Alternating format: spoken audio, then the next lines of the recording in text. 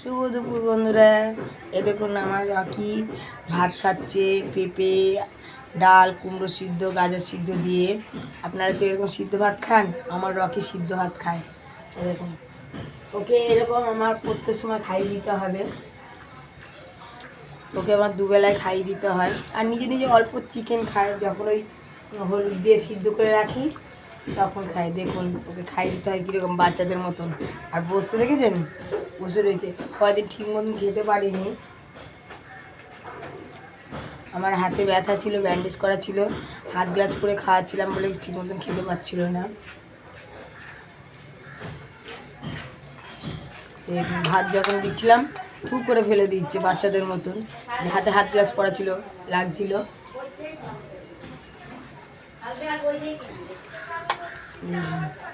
না, বন্ধুদের হাই করে দাও, বলো শুভ দুপুর বলে দাও।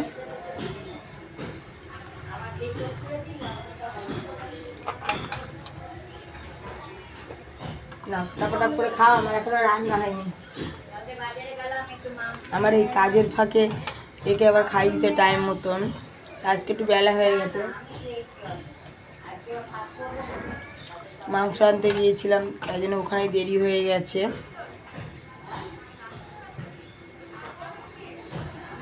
খাওয়া দাওয়ার পরে মুখ ধুয়ে দিতে হবে, মুখ উঠিয়ে দিতে হবে ওকে।